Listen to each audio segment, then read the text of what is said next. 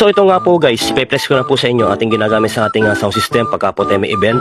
So ang ating problema po mga guys dito ay bumigay po ating isang tweeter driver unit po mga guys na 300 watts. So yan po yung ating 18 na 1000 watts na L4TED.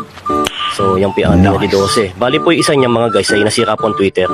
Yan po pang small event po mga ginagamit natin. D12 lang po na 500 watts. Wow. So ang tweeter po niyan ay 300 watts. Yung po nasa itaas niyan ay nasira.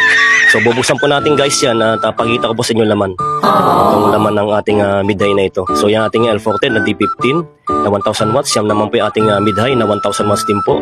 At ang kanyang high po, ang kanyang driver unit po ay 1000 watts din po. So ito po, bubuksan po natin. Samahan po nyo guys. Nice. Pwede na po natin call yan kung talaga po nasunog.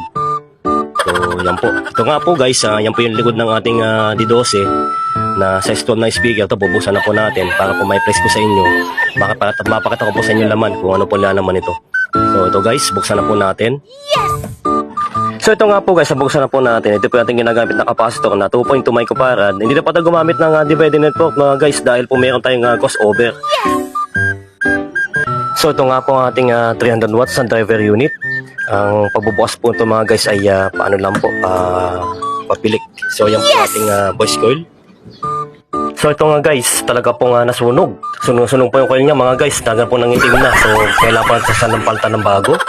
Bibili po tayo ng bagong guys na voice coil para po ay mapatulog natin ito ating Twitter. So guys, update ko po kayo dito. So hanggang dito lang po mga guys. Maraming salamat guys sa pagsubaybay sa mga video. Follow and share. God bless us all. Thank you guys. Hanggang sa muli po. Maraming po salamat.